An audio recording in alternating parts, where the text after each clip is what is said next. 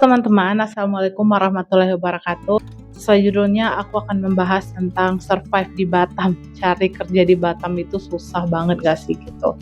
Mencari pekerjaan pertama, itu hal yang cukup challenging, yang cukup banyak effort untuk mendapatkannya. Apalagi pekerjaan-pekerjaan idaman kalian atau pekerjaan ideal kalian itu pekerjaan yang memiliki cukup skill yang cukup tinggi atau kompetensi yang cukup tinggi.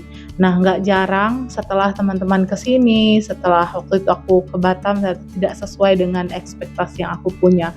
Aku nyari kerja itu yang sesuai dengan keinginan aku, ekspektasi aku itu tidak semudah yang aku pikirkan gitu. Ternyata aku sadar kalau aku tidak sekompetensi itu, ternyata aku tidak se-capable itu untuk mendapatkan pekerjaan idealku. Nah, waktu itu saat aku mencari-cari pekerjaan, aku masukin lamaran yang banyak ke perusahaan-perusahaan, baik itu langsung maupun online, tapi hasil yang aku dapatkan tidak sesuai dengan harapanku. Dan waktu itu aku terpuruk, aku selalu mempertanyakan diri sendiri, apa yang salah denganku, apa yang perusahaan ini inginkan sih sampai nggak bisa dipanggil sama sekali gitu. Nah, ini adalah hal-hal yang aku harap aku tahu lebih awal, jadi aku bisa memperbaiki hal-hal ini saat aku menjadi fresh graduate tersebut. Nah, untuk teman-teman, aku sharing untuk kalian. Semoga bermanfaat. Yang pertama yaitu Tip 1. Check your CV. cek CV kalian. Nah, ini adalah hal pertama yang kemarin saat aku menjadi job seeker, aku nggak terlalu pedulikan. Aku meremehkan CV ini. Aku merasa itu bukan hal yang terlalu penting. Tapi ternyata saat proses rekrutmen yang dilakukan oleh HRD ataupun perusahaan, gitu, mereka melihat CV. Pertama-tama yang mereka lihat adalah CV. Nah, buatlah CV semenarik mungkin, gak hanya menarik tetapi juga enak dibaca dan juga to the point. Semuanya to the point kepada kelebihan kalian dan juga hal-hal yang bisa kalian, value-value yang kalian punya yang bisa kalian jual atau kalian offer ke perusahaan. Nah, kalian bisa cari resource-nya udah banyak banget di YouTube. Kalian bisa cek YouTuber-YouTuber yang membahas tentang cara membuat CV yang baik dan benar, cara mengirimkan lamaran yang baik dan benar. Jangan ngirim asal-asalan kayak aku dulu. Aku kirim dengan CV yang seadanya karena aku mikir itu bukanlah hal yang sangat esensial. Dan juga kalian juga harus tahu jam-jam berapa aja kalian harus ngirim lamaran, bagaimana cara mengisi body emailnya, subjeknya, dan juga kata-katanya gimana. Kalian bisa cari resource-nya dengan baik di YouTube. Oke, teman-teman. Nah, yang kedua, Tip 2. Learn new skill or upgrade your skill. kalian bisa menambah skill-skill yang applicable dan juga praktek yang bisa praktek itu online ataupun offline. Nah, hal ini yang mungkin waktu itu aku tidak terpikirkan karena waktu itu aku tidak memiliki budget yang cukup dan juga aku memanfaatkan hal-hal yang gratis waktu itu. Untungnya aku sadar dan aku bisa memanfaatkan YouTube ataupun website free course yang ada di internet gitu. Kita bisa menambah skill yang mungkin di luar dari jurusan kita. Kalau memang kita rasa kayak jurusan kita itu bukan jurusan yang kopnya itu terlalu, yang spesifikasinya itu banyak gitu. Kalau kita ngerasa jurusan aku ini jurusan yang cukup sulit untuk didapat karena demand-nya sedikit, karena orang yang membutuhkan itu sedikit gitu. Jadi kita bisa menambah dengan skill-skill lain yang bisa kita pelajari saat kita mencari pekerjaan atau saat kita menjadi pengangguran ini. Karena kita punya banyak waktu yang luang, ya kan. Kita bisa, kalau teman-teman punya budget ataupun modal dari orang tua, bisa ikut kelas-kelas yang mungkin bisa bermanfaat untuk menunjang value kalian di dunia kerja. Bisa aja sesuai dengan jurusan kalian ataupun mungkin sesuai dengan minat dan bakat kalian. Kita juga harus punya sertifikasi lain yang bisa membuktikan kalau kita juga punya skill-skill lain yang bisa applicable, yang bisa bermanfaat untuk mungkin perusahaan-perusahaan yang pengen kita tuju. Gitu ya teman-teman. Tip 3. Your major doesn't define your career. Yaitu nggak harus sesuai dengan jurusan kalian. Nah ini dulu yang waktu aku jadi fresh graduate, ini adalah hal yang stuck terus sama aku gitu. Aku selalu merasa kayak aku harus cari kerja sesuai dengan jurusanku. Padahal aku tahu kalau jurusanku itu cukup sulit untuk mencari pekerjaan yang sesuai gitu, karena aku harus punya sertifikasi lain ataupun aku harus punya link atau kenalan yang sesuai dengan jurusan. Tetapi aku stuck di sana. Aku mempersempit, memblok diriku sendiri, memblok pikiranku sendiri dan memblok kesempatanku sendiri di jurusan yang aku punya aja gitu. Tapi waktu itu karena aku harus survive untuk bayar kos, untuk apa segala macam, karena aku menyampingkan ego itu. Aku mengambil semua kesempatan yang ada yang mungkin bisa membuka sedikit peluang gitu ya untuk mencari kerja, untuk mendapatkan uang dan juga untuk belajar. Nah di situ aku ingat waktu itu aku kerja apa aja, aku kerja apa yang bisa aku lakukan, yang penting halal. Dan ternyata aku banyak belajar dari sana. Jadi teman-teman jangan mengotakkan diri kalian hanya pada jurusan yang kalian miliki, karena itu akan membuat kita sendiri tidak berkembang gitu. Kalau memang ada jalan yang sesuai dengan jurusan kalian sangat beruntung bisa bekerja di bidang yang memang kalian pelajari.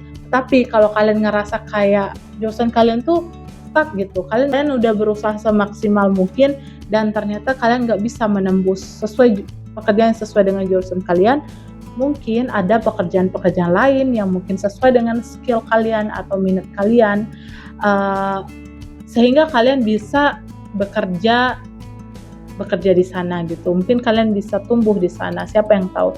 Yang penting kita bisa belajar dan mau mencoba dan belajar, tidak mensabotase diri kita sendiri dari jurusan yang kita punya aja. Tip number 4. Take a small chance. Selanjutnya yaitu mengambil kesempatan kecil. Nah, kadang aku ingat dulu waktu kita fresh graduate, waktu kita belum punya pekerjaan yang full, mungkin banyak pekerjaan-pekerjaan kecil yang bisa kita ambil. Nah, jangan ragu teman-teman untuk mengambil pekerjaan-pekerjaan kecil itu, kesempatan-kesempatan kecil itu gitu.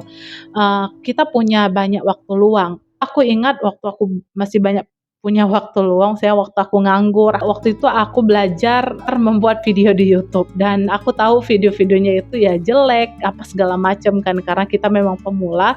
Tetapi ternyata dari sana kita juga belajar loh sedikit-sedikit cara editing video, cara mengambil angle video yang bagus bagaimana. Waktu itu aku penasaran dan juga aku pengen gitu. Nah, prinsipku waktu itu daripada aku tidak pernah mencoba, mending gagal gitu. Nggak apa-apa gagal, tapi kita sudah pernah mencoba, kita sudah pernah tahu rasanya bagaimana sih cara orang-orang membuat video di YouTube, bagaimana cara mereka mengeditnya, bagaimana cara mereka menguploadnya dan segala macam. Nah, ambil kesempatan-kesempatan kecil yang mungkin kalian lihat sekarang. Mungkin kalian pengen tertarik di bidang apa, kalian pengen bikin kue misalnya, ayo go on gitu. Atau kalian pengen belajar make up atau belajar apapun yang mungkin kalian rasa itu adalah kesempatan yang mungkin kalian bisa coba. Jangan ragu untuk ambil teman-teman, oke? Asalnya kalian tamat S1 nih dan kalian sedang mencari pekerjaan tapi susah banget, belum dapat, belum ada panggilan. Nah, ternyata di dekat rumah kalian ada kafe yang baru buka gitu dan mereka sedang mencari pekerjanya, sedang mencari waiters gitu atau mencari barista. Nah, jangan ragu untuk mencoba teman-teman. Jangan pilih-pilih pekerjaan. Itu hal yang aku lakukan dulu. Aku terlalu gengsi karena aku ngerasa aku tuh punya ijazah gitu loh. Kenapa sih aku nggak mau kerja-kerja yang kayak gitu? Aku maunya kerja sesuai dengan jurusanku, setidaknya S1 segala macam. Dan ternyata itu adalah keegoisan sendiri gitu. Aku terlalu menganggap pekerjaan itu adalah suatu spesifikasi yang ada stratanya. Padahal dimanapun kita kerja, itu pasti kita mendapatkan sesuatu dari sana, pasti kita belajar sesuatu dari sana. Jadi teman-teman jangan ragu, jangan minder, jangan gengsi, tapi sembari itu teman-teman jangan lupa tentang goal kalian selanjutnya. Kalau kalian merasa, oh iya, aku udah belajar banyak dari sini, aku udah tahu gimana itu bekerja di sini, teamworknya gimana, manajemen time-nya gimana, cara mengelola bisnis itu bagaimana segala macam. Teman-teman juga jangan lupa dengan goal-goal selanjutnya. Waktu itu aku juga bekerja seperti itu dan aku tetap mencari pekerjaan lain yang mungkin sesuai dengan jurusanku. Aku tetap apply pekerjaan apapun pekerjaan yang mungkin bisa aku coba gitu. Nah, sembari mencari pekerjaan, aku juga sembari bekerja di sana. Begitu ya teman-teman untuk survive. Jadi teman-teman jangan gengsi-gengsi deh,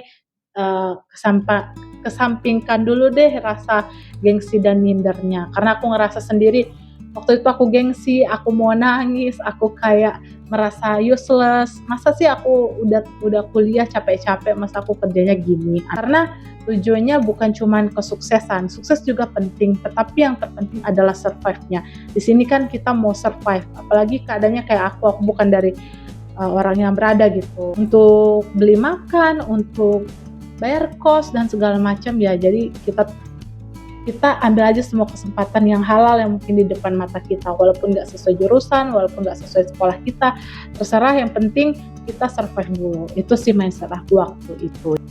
Tip number 5. Keep growing and developing yourself. Sembari itu jangan lupa teman-teman tetap memiliki keinginan untuk mengembangkan diri dan mindset gitu. Kalau nggak punya budget, kalian bisa belajar dari semua hal yang gratis di YouTube ataupun di internet.